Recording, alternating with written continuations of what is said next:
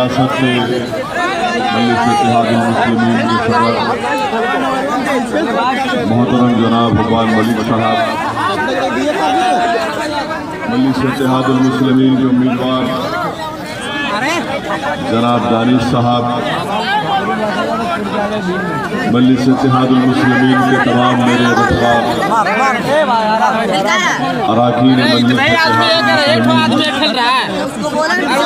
नहीं है। वलीमुद्दीन अंसारी की बेवा, वो तबरेज थी, वो हमारी बेटी बेवा तुमसे पुकार पुकार कर कह रही है कि है कोई झारखंड की सरजमीन पर जो मेरे मरने वाले पति के इंसाफ के लिए लड़ेगा। तो हमारे हुक्मान मलिक वहां पर गए, उनको हमदर्दी की और उनका साथ देने का वादा किया। मेरे अजीज दोस्तों और बुजुर्गों, मैं आपसे अपील करने आया हूं कि मजलूम का साथ देना ये हमारी जिम्मेदारी है। और जमहूरियत तो उसी वक्त कामयाब होती है जब मजलूमों को इंसाफ मिलेगा, जब कमजोरों को मजबूत बनाया जाएगा, जब महिलाओं की इज्जत की निगाहों से देखा जाएगा, जब मासूम बच्चों की तालीम के लिए स्कूल बनाए जाएंगे, जब नौजवानों के लिए यूनिवर्सिटी बनाई जाएगी, जब नौजवानों को रोजगार मिलेगा। यही चीज अगर हम फराहम करेंगे तभी जाकर अमन होगा। अमन उस वक्त तक पैदा नहीं हो सकता। आप लाख पुकार पुकार कर कह लो अमन अमन अमन अमन, उस वक्त होगा जब हकदार को उसका हक मिलेगा, तभी जाकर दुनिया और तमाम दुनिया के हिस्सों में अमन पैदा हो सकता है। मुझे अफसोस के साथ ये भी कहना पड़ता है कि आप जानते हैं कि सन 2000 में जो यहाँ पर वाकया हुआ था बोलवा घाटी में, नरसंहार हुआ था, कितने लोग मारे गए, उसमें किससे इंसाफ हुआ बताओ आप? फायरिंग हुई, मर गए, किससे इंसाफ हुआ? फिर आप जानते हैं कि ईद के दिन 2001 में भी फायरिंग हुई थी। कौन थे चीफ मिनिस्टर? कभी पूछो इनसे जो आज जेवीएम के उम्मीदवार हैं कि सर ये तो बता दो कि इस नरसंहार और ईद के दिन जब पुलिस फायरिंग हुई थी कितनों से आपने इंसाफ किया? आप हमारा वोट हासिल करने के लिए आ रहे हैं, मगर वो मरने वालों की जबानों को जो खामोश कर दिया गया, जिसकी आंखें बंद हो गई हैं, जो आज कब्रिस्तानों में सो रहे हैं, आज पुकार पुकार कर हमसे सवाल भी कर रहे हैं कि बताओ हमारे मारने वालों का क्या हुआ? क्या हमारी मौत हमारे इंसाफ का खात्मा कर देगी? मेरे अजीज दोस्तों और बुजुर्गों, अजीब बात है कि कल सीसाई असेंबली हल्के में पुलिस फायरिंग हुई, बूथ नंबर 36 में पुलिस फायरिंग हुई, मोहम्मद गिलानी की उसमें मौत हो गई। मोहम्मद गिलानी की मौत हो गई, 28 साल का मोहम्मद गिलानी। और ये बड़ी तकलीफ की बात है। मैं ये बात इसलिए कह रहा हूं ताकि मेरे अल्फाज को इलेक्शन कमीशन ऑफ इंडिया तक पहुंचा दे कि उस बूथ के जो प्रिसाइडिंग ऑफिसर थे राम आशीष प्रसाद साहब, जो गुमला के है स्कूल के हेडमास्टर है, उनको पुलिस उन पर दबाव डाल रही है कि तुम ये कह दो कि हमने तुम्हारे हुक्म पर फायरिंग की जिससे मोहम्मद गिलानी की मौत हुई। बताइए आप, एक हेडमास्टर को रोक के रख दिया गया है। हम इलेक्शन कमीशन ऑफ इंडिया से मुतालबा करते हैं कि राम आशीष प्रसाद साहब को फौरन पुलिस जो रोक कर रखी है वहां की उससे रिहा करवाया जाए और पुलिस पर election commission of India action ले कि आखिर क्यों मोहम्मद गिलानी को गोली मारकर शहीद कर दिया गया? 28 साल का गिलानी वोट डालने गया था। मेरे भाई बताओ आप, हर चीज पर हमारा नाम लिखा है, कमजोरों का नाम लिखा है, अक़लियतों का नाम लिखा है, आदिवासियों का नाम लिखा है, दलितों का नाम लिखा है। आखिर इन कमजोर तबकात के लिए कौन उठकर आवाज उठाएगा? क्या हिंदुस्तान की जमहूरियत सिर्फ दौलतमंदों की जमहूरियत बनकर रह जाएगी? क्या हिंदुस्तान की जमहूरियत सिर्फ आलाजात की ताकतवर लोगों की जमहूरियत बनकर रह जाएगी? और फिर मौत के परवाने जब आएंगे तो क्या फिर हमारा नाम लिखा जाएगा उस पर?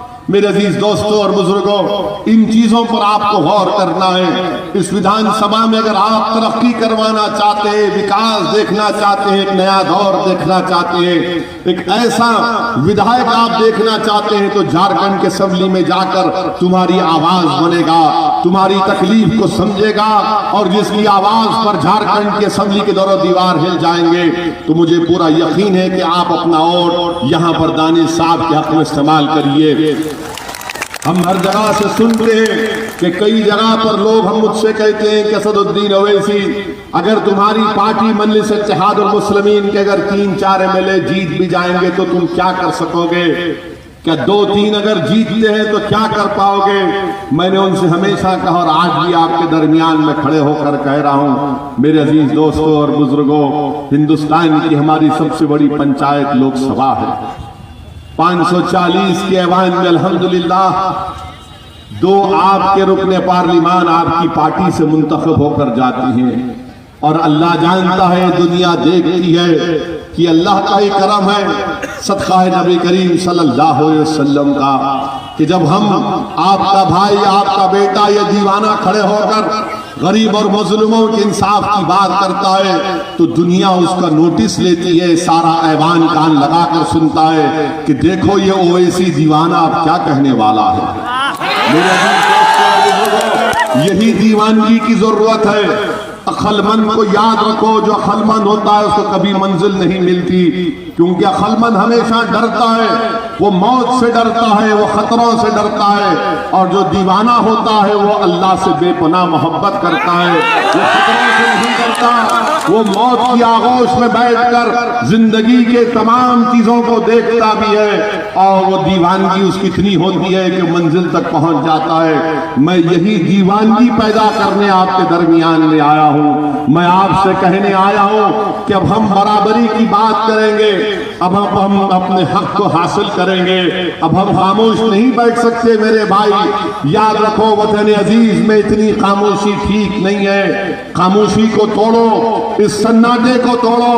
अल्लाह ने तुमको एक ताकत दी है, तुमको इज्जत दी है। अल्लाह ने तुमको बताया है कि अल्लाह जानता है कि तुम्हारे सीनों में अल्लाह ने एक ऐसी ताकत दी है, महज तुम उसको इस्तेमाल करो। जमहूरियत इस बात का आपको हक देती है कि अपने हक के लिए लड़े होना, खड़े होकर उसको हासिल करना, अपने तमाम हुकूक को। मेरे अजीज दोस्तों और बुजुर्गों, मैं आपको ये भी बताना चाहता हूँ कि भारत की सरकार, जिसके प्रधानमंत्री वजीर आजम नरेंद्र मोदी है, वो कल संसद में एक ऐसा काला कानून लाने जा रहे हैं और उस काले कानून के जरिए भारत में बसने वाले 17 करोड़ गयूर मुसलमानों को पैगाम देना चाह रहे हैं कि इस्लाम का भारत से कोई ताल्लुक नहीं है।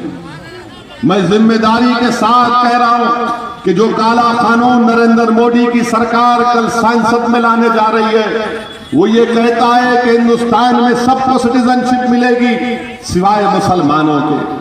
1000 साल की मेरी तारीख है इस मुल्क में।